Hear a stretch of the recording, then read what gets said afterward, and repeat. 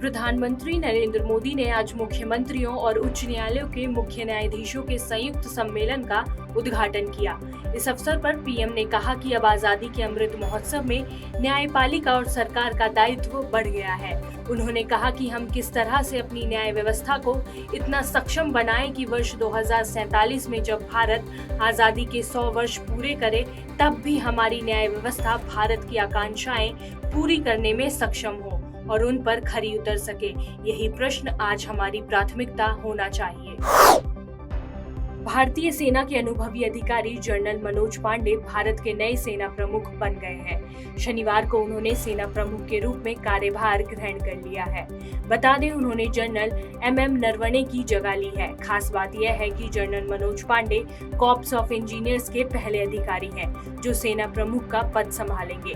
इससे पहले general Manoj Pande eastern command के कमांडिंग ऑफिसर रह चुके हैं और अंडमान और निकोबार कमांड के कमांडिंग इन चीफ का पद भी संभाल चुके हैं। जनरल मनोज पांडे परम विशिष्ट सेवा मेडल, अति विशिष्ट सेवा मेडल और विशिष्ट सेवा मेडल हासिल कर चुके हैं। वर्ष 2018 में प्रधानमंत्री नरेंद्र मोदी ने आयुष्मान भारत योजना की शुरुआत की थी। ये योजना ऐसे करोड़ों भारतवासियों के लिए बनाई गई थी जिन्हें स्वास्थ्य सुविधाएं सहज रूप से उपलब्ध नहीं थी। 30 अप्रैल का दिन इस योजना की शुरुआत को चिन्हित करने के लिए आयुष्मान भारत योजना के रूप में मनाया जाता है। इसका उद्देश्य सामाजिक, आर्थिक, जाति जनगणना डेटाबेस को ध्यान में रखते हुए देश की रिमोट जगहों पर भी स्वास्थ्य सुविधाएं पहुंचाना है। इस योजना की शुरुआत से अब तक करोड़ों लोग इस योजना का लाभ उठा चुके हैं। देश में कोयले की कमी को लेकर चल रहे विवाद के बीच NTPC का बयान सामने आया है।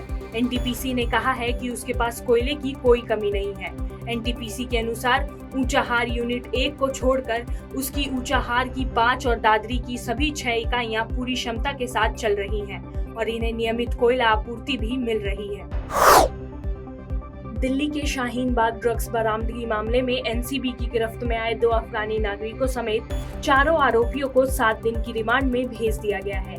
NCB इन चारों से पूछताछ में ये पता लगाना चाहती है कि इसके पीछे किस किस का हाथ है और दुबई से जो सरगना रैकेट को ऑपरेट कर रहा है वो कौन है। NCB के अधिकारियों का कहना है कि अगर उन्हें जरूरत पड़ी तो वह इस मामले में ED और राष्ट्रीय जांच एजेंसी की भी सहायता ले सकते हैं। भारत के मुख्य चुनाव आयुक्त सुनील चंद्रा ने कहा कि इलेक्ट्रॉनिक वोटिंग मशीन देश का गौरव है जो सटीक और समय पर परिणाम प्रदान करती है, जिससे इसकी विश्वसनीयता कायम है।